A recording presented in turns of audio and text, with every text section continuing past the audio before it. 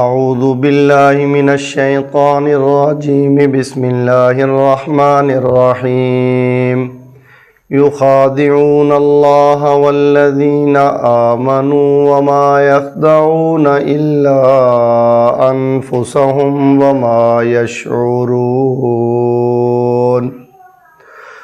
محترم ناظرین، محترم خواتین و حضرات، سورہ بقرہ پہلا پارہ آیت نمبر 9۔ منافقوں کی دوسری نشانی اللہ تعالیٰ نے ذکر فرمائی ہے۔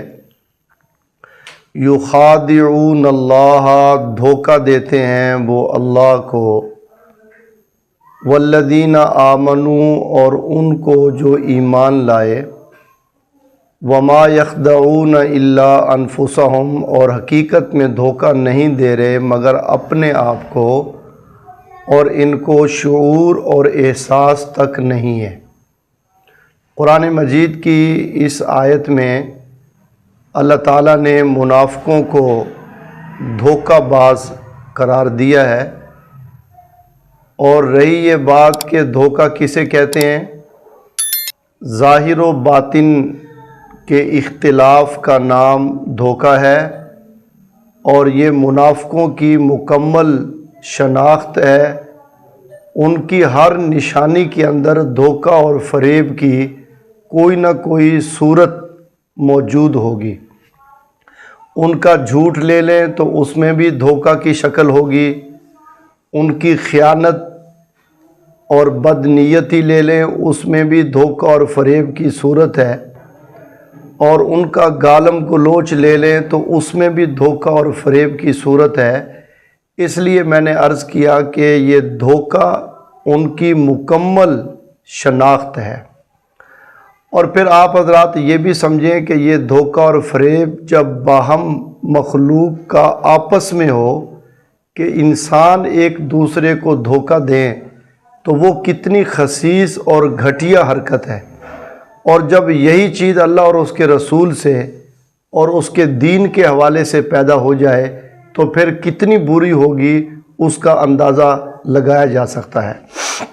چنانچہ اس حوالے سے میں حضور اکرم صلی اللہ علیہ وسلم کی 3 حدیثیں آپ حضرات کے سامنے عرض کرنا چاہتا ہوں، اس لیے کہ ہم منافقوں کی اس خسیس اور گھٹیا حرکت سے واقف ہوں اور ہم اپنے آپ کو ان بری عادات سے بچانے میں کامیاب ہو جائیں۔ چنانچہ نبی پاک صلی اللہ علیہ وسلم نے ارشاد فرمایا کہ تجدون شر الناس یوم القیامہ ذو الوجہین، قیامت والے دن سب سے زیادہ برا ان لوگوں کو پاؤ گے کہ جو 2 چہروں والے تھے۔ اردو کا ایک شعر ہے، ہمارے استاد حضرت مولانا غلام اکبر صاحب رحمہ اللہ اکثر سنا کرتے تھے، 2 رنگی چھوڑ یک رنگ ہو جا، سراسر موم یا سنگ ہو جا۔ امیر شریعت سید عطا اللہ شاہ بخاری رحمہ اللہ فرما کرتے تھے، یا تو ایمان میں اتنا پکا ہو کہ ابو بکر صدیق کا پیروکار بن جا، یا پھر کفر میں اتنا پکا ہو کہ ابو جہل کا پیروکار بن جا۔ یہ درمیان کے اندر جو منافقت ہے یہ نہیں ہونی چاہیے۔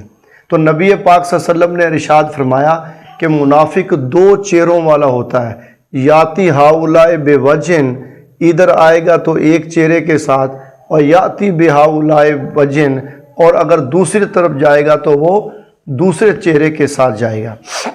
اور اسی طرح نبی پاک صلی اللہ علیہ وسلم کی ایک دوسری حدیث ہے جس کو جوامع الکلم میں شمار کیا جاتا ہے۔ ارشاد فرمایا کہ المؤمن غر کریم، کہ مومن اپنے مزاج میں سادہ اور شریف ہوتا ہے، اور جو فاجر اور منافق ہے خب لئیم، وہ دھوکے باز اور کمینہ ہوتا ہے۔ تو یہاں بھی نبی پاک صلی اللہ علیہ وسلم نے فاجر و منافق کی عادت جو ہے وہ سب سے پہلے نمبر پہ آپ نے اس کا دھوکے باز ہونا جو ہے وہ لکھا ہے۔ اور دھوکہ تو آپ سمجھ گئے ہیں کہ ظاہر و باطن کی شناخت مختلف ہونے کا نام ہے، اور رہی یہ بات کہ لئیم کمینہ پن کیا ہے، حضرت علی رضی اللہ تعالیٰ عنہ ارشاد فرماتے ہیں کمینہ آدمی اسے کہتے ہیں کہ جس کا واسطہ کمزور سے پڑے تو اس پہ ظلم کرے، اگر اس کا واسطہ کسی طاقتور سے پڑے تو اس کی خوشامد اور اس کی چاپلوسی کرے تو گویا کہ وہ بھی ایک دوہرے معیار کا مالک ہوتا ہے، غریب کے سامنے اور طرح اور امیر کے سامنے اور طرح۔ تو ارشاد فرمایا کہ جو منافق ہے وہ دھوکے باز اور کمینہ ہوتا ہے۔ ایک تیسری حدیث کا پس منظر یہ ہے کہ آپ بازار میں تشریف لے گئے، باقاعدہ فوڈ کا محکمہ آپ صلی اللہ علیہ وسلم نے خود اپنی زندگی میں قائم کیا تھا کہ بازار میں جا کے اناج اور فوڈ کی تحقیق آپ کیا کرتے تھے۔ ایک جگہ اناج کا ڈھیر دیکھا آپ نے اور پھر اس کے اندر ہاتھ مارا۔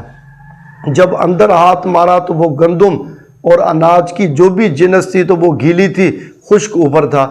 تو آپ نے فرمایا کہ یہ کیا ہے؟ کہنے لگا اللہ کے رسول صلی اللہ علیہ وسلم رات کو بارش ہوئی ہے۔ آپ نے فرمایا بالکل بارش ہوئی ہے، تو جو خشک ہے وہ آپ نے اوپر رکھ دی ہے اور گیلی آپ نے اندر لگا دی ہے۔ پھر ارشاد فرمایا اس موقع پہ من غشنا فلیس منا، کہ جو آدمی دھوکہ دے گا وہ ہم سے نہیں ہے۔ آج ہم دیکھیں دکانوں پہ چلے جائیں، دودھ کی دکان ہے اور وہاں جھوٹ اور فریب کا جملہ ساری زندگی لکھا رہ جاتا ہے، خالص دودھ دستیاب ہے۔ دہی کی دکان پہ چلے جاؤ اور وہاں بھی جھوٹ اور فریب کا جملہ لکھا ہے، خالص دہی دستیاب ہے۔ کریانے کی دکان پہ چلے جاؤ کہ ہر چیز کریانے کے ایٹم کی خالص ملے گی، حالانکہ نمک تک خالص جو ہے وہ ہمارے ملک میں موجود نہیں ہے۔ اور پھر آپ قصاب کے پھٹے پہ چلے جائیں، تختے پہ، اور وہاں لکھا ہوگا خالص گوشت دستیاب ہے، جبکہ وہ خالص نہیں ہے، اس میں بھی پانی کی ملاوٹ ہوتی ہے۔ تو یہ جگہ جگہ ہماری معاشرتی زندگی کے اندر جو ہے نا وہ دھوکہ اور فریب کی شکلیں موجود ہیں۔ مسلمان کو اپنے ایمان سے نکلنے کے لیے، اپنے ایمان کو محفوظ کرنے کے لیے اس دھوکے سے باہر نکلنا ہوگا۔ حضرت عائشہ رضی اللہ تعالی عنہ کا ایک ملفوظ ہے جناب عمر کے بارے میں، فرمایا کہ عمر جو ہے کانا عاقل من ان یخدا و افضل من ان یخدا، اس کی عقل اس بات پہ کامل تھی کہ وہ دھوکہ کھائے، اور اس کا دین اس بات سے فضیلت والا تھا کہ وہ کسی کو دھوکہ دے۔ تو یہ کیسا تبصرہ ہے جناب عائشہ کا حضرت عمر کی زندگی کے اوپر کہ اس کی عقل ایسی ہے کہ وہ دھوکہ کھاتا نہیں ہے، اور اس کا دین ایسا ہے کہ وہ دھوکہ دیتا نہیں ہے۔ تو اللہ تعالیٰ ارشاد فرما رہے ہیں کہ یہ لوگ اللہ تعالیٰ کو دھوکہ دیتے ہیں، لیکن یہ مطلب نہیں ہے کہ اللہ دھوکہ کھاتا ہے، یعنی وہ اللہ کے ساتھ اس کے دین کے معاملے میں دوہرے معیار سے چل رہے ہیں۔ تو اللہ تعالیٰ ارشاد فرما رہے ہیں دوسری جگہ، ان المنافقین یخادعون اللہ وهو خادعهم، حقیقت میں یہ اپنے آپ کو دھوکہ دے رہے ہیں، ان کے دھوکے کا وبال ان کے اوپر پڑے گا۔ تو اللہ تعالیٰ نے یہاں دھوکے کی ایک نقد سزا ذکر کی ہے، اور پیچھے ہم ایک عنوان قائم کر رہے ہیں کہ گناہ اور اس کے سنگین نتائج۔ جو بھی گناہ ہے نا تو اس کے برے نتائج اس دنیا سے شروع ہو جاتے ہیں۔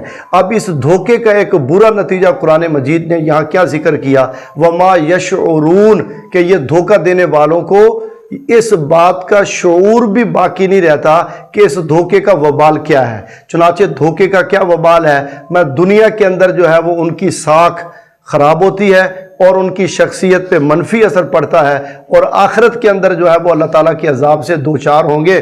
اب دھوکہ دینے سے، فراڈ کرنے سے آدمی کی شخصیت پہ منفی اثر پڑے اور لوگ اس پہ اعتماد نہ کریں تو کتنی بری بات ہے اس کے لیے۔ تو قرآن مجید نے یہ بتلا دیا کہ اسے اس بات کا احساس بھی نہ ہوگا کہ میری شخصیت پہ کتنا برا اثر پڑ گیا ہے۔